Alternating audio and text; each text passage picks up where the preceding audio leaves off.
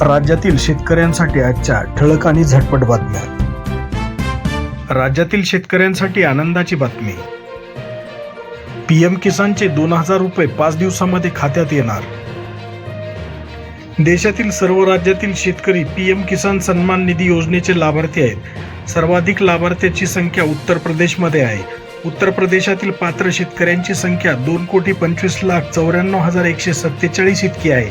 त्यापैकी 16 ऑक्टोबर पर्यंतच्या आकडेवारीनुसार 2,25,72,533 शेतकऱ्यांच्या खात्यात पीएम किसानची रक्कम पाठवण्यात आली आहे. उत्तर प्रदेशानंतर सर्वाधिक लाभार्थी महाराष्ट्रात आहेत.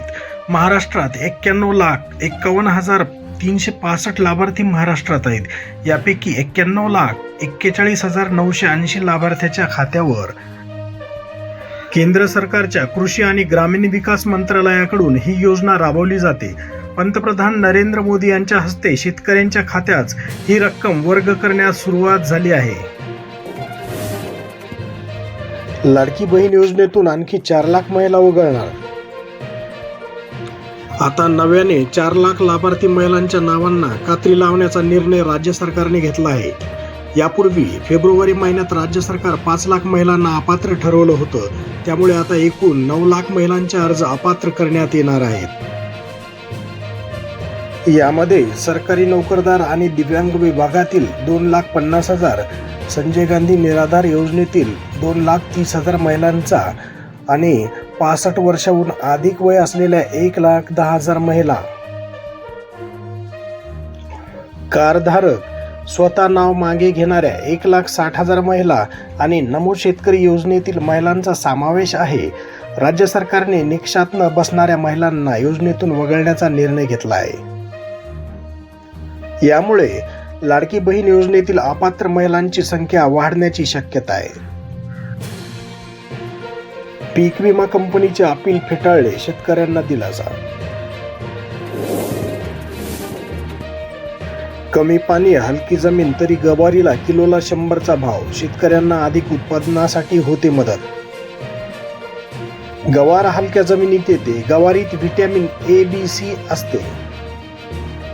हलक्या ते मध्यम प्रतीच्या जमिनीत कमी पाणी, कमी कालावधीत हमखास नफा मिळवून देणारे पीक म्हणून सध्या गवारकडे पाहिलं जात आहे.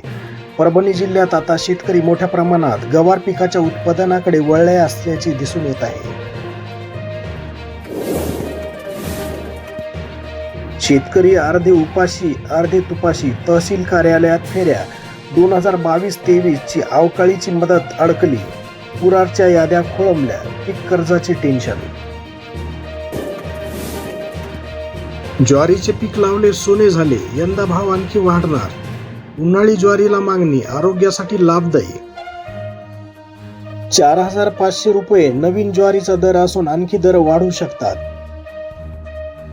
वजन, साखर नियंत्रित राहण्यासाठी आहारात चपातीऐवजी ज्वारीच्या बाजरीच्या भाकरीचा समावेश तज्ज्ञांकडून सल्ला दिला जातो. त्यामुळे ज्वारी बाजरीचा पेराही वाढत आहे. उन्हाळी ज्वारीवर दादरला अधिक मागणी असते. त्यामुळे बाजारात नवीन ज्वारीचा दर 4,500च्या जवळपास आहे. भविष्यात आणखी दर वाढण्याची शक्यता आहे. टोमॅटो 4 रुपये किलो. कमी दरांमुळे उत्पादकांच्या डोळ्यात अश्रू आले. टोमॅटो पिकाची जास्त प्रमाणात लागवड झाली आहे.